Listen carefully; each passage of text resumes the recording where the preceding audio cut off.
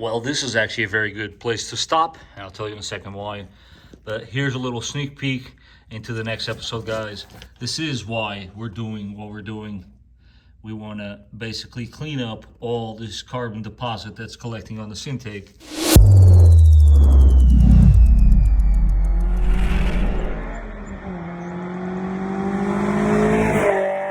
Ladies and gentlemen, welcome back to the channel. This is the Vikings garage. Quite a few moons ago, I remember vividly going on YouTube and trying to search on how to replace on a TDI the intake manifold. And I mean, the vehicle in question here is the ALH. Sure, some of you know which one I'm referring to. And I couldn't find much of anything. And I always wondered, why isn't anybody recording this? Well, let me show you why. So first things first, I have all the gaskets here, okay? We're good. I do have a camera set up, a post here to put a camera. Guys, I mean, this is what we're talking about here. This is the room which we are working with. And as far as footage is concerned, I'm not very sure that anything fantastic is going to come out of this. But here's a first on YouTube, I believe. Nobody else is showing you this. The entrances for your intake ports on your head here, they do have some carbon buildup. It is almost impossible to show you. Although, I'm going to do my best. There it is. Some of those diesel boogers. What am I going to do? Well, I'm going to grab a vacuum and I'm going to knock as much as this as humanly possible. And yeah, that intake is going back in. That's what's going to happen here. How much of that am I going to record? I don't know. It's not a very easy job to record, and that's all I can tell you guys. So this is, some might say, the money shot. You guys saw how carboned up that was. Now check this side out. Oh my, this is completely plugged up. And this is why it's important, guys, to do this job. I went ahead, might have gotten a little carried away. Spent a little bit of time cleaning this guy, but at the end of the day, this is what happens over time with these TDIs, especially the ALH. They get plugged up and suffocates the engine. But of course, with today's job, we're gonna take care of that.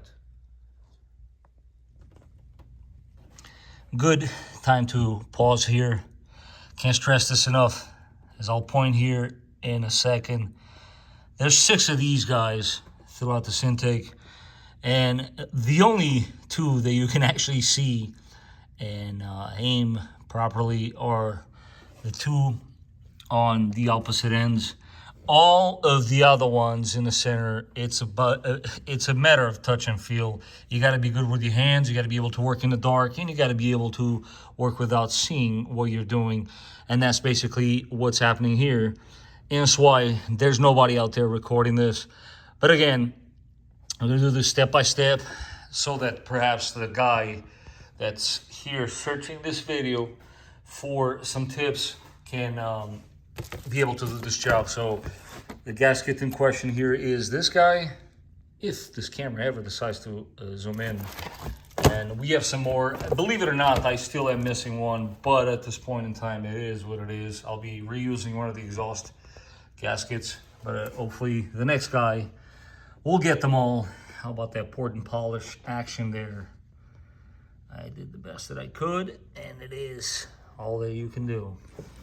And with the intake piece all torqued down as it should be, the next step would be this exhaust shield.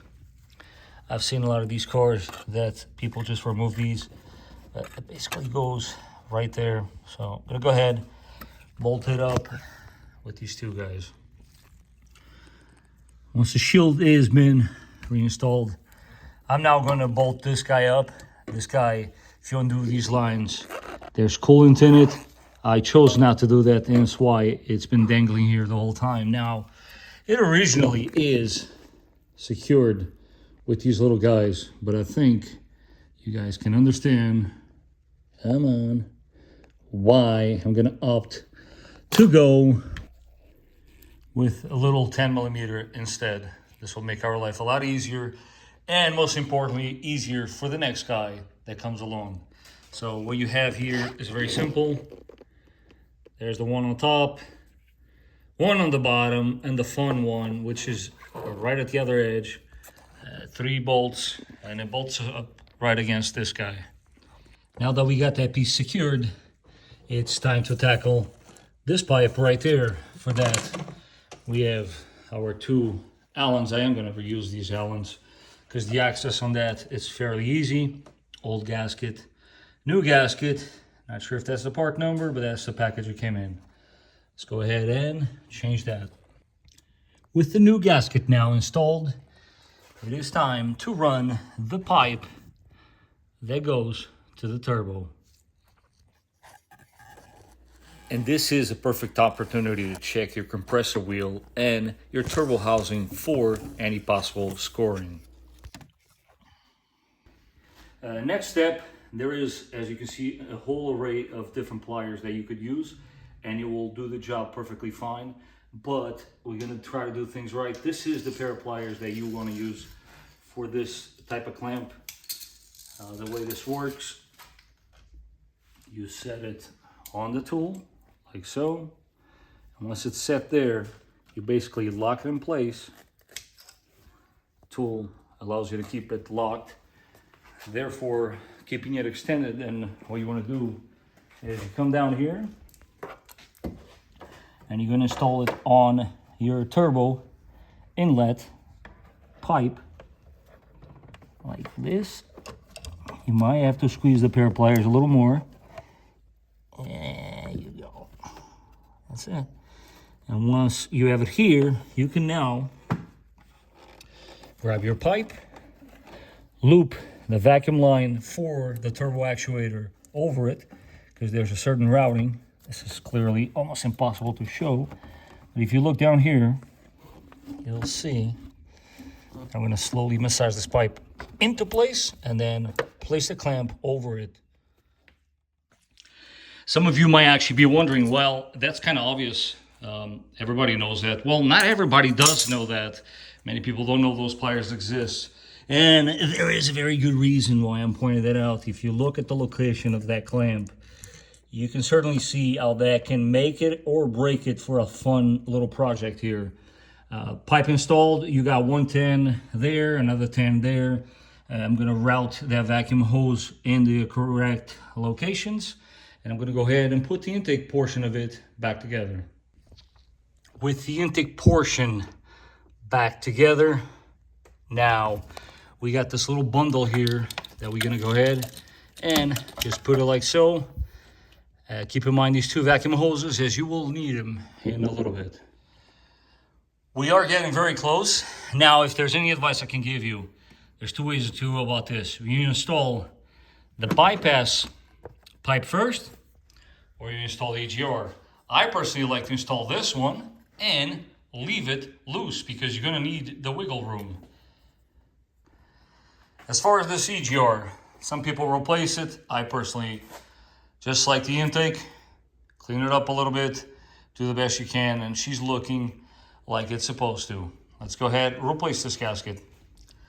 Can't stress this enough, guys. Always replace your gaskets, because as you'll see here, oftentimes the old ones are basically what they are, old. Let's go ahead, replace that bypass exhaust pipe, leave it loose, and then we'll tackle the EGR.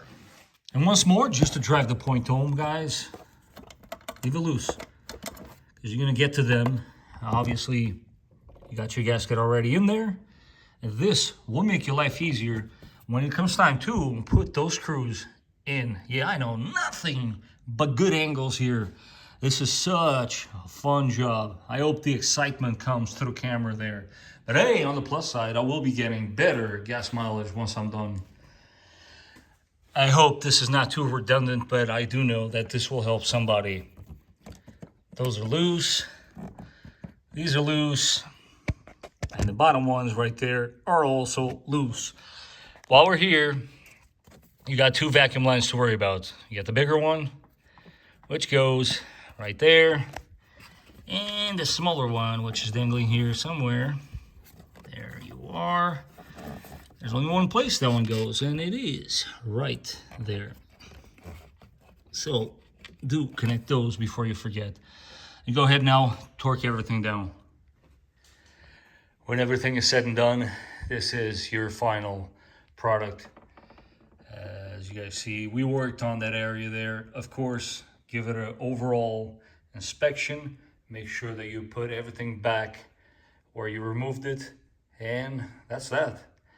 I do now understand why nobody ever shoots this particular job, because honestly, guys, it's a bit tedious. It's a tight spot. It is not fun. I'm not going to pretend like it is, but at the end of the day, we got it done. Most importantly, and that is the message you should take from this video, if you buy a TDI with an ALH, that is the first thing you should be replacing. If you don't know what I'm referring to, you should have watched the last video. They have redesigned the mass airflow from a skyscraper style to a Venturi style. And because of the old design, a lot of exhaust gases were being pumped through the EGR into the intake, which would then clog it up. That is your solution. But if you clogged it up, as you just saw, there is still some hope. There's really one last thing here left to do. Let's start it up, see how much debris collected in there and how much smoke we're actually going to get out of this one.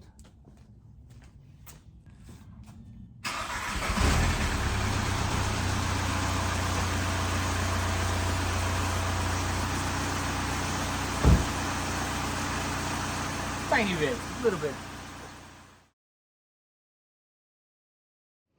Before I do let you guys go, I figure I share a small little detail about this particular vehicle that is very important. It's a very important message nonetheless. Now, as some of you guys might know, I bought this car sight unseen. It's just the way it goes. You shouldn't be doing that. I'm not telling you you should do it. What's important here is safety, safety, safety, always safety. I have not been daily driving this vehicle, and there is a very good reason for it. It had nothing to do with the intake. It has to do with the simple fact that every time you buy a used vehicle, first of all, you should make these checks before buying them. But if you're an idiot like I am and buy it before checking it, let me show you why you should never do that. First of all, got the jack. We got the jack stand. Safety always first. Very important. Now check out what's going on with the suspension of my TDI.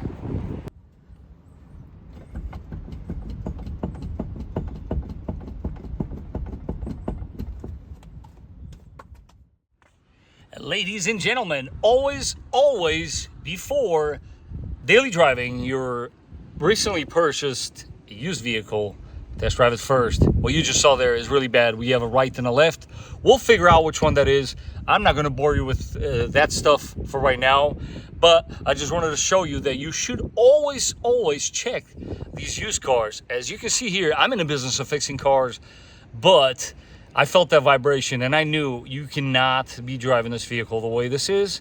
And I hope you guys understand now why. As always, if you found this video to be informative and helpful with your project at home, don't forget to smash that like button. If you haven't done so, don't forget to subscribe. And I will catch you guys on the next one.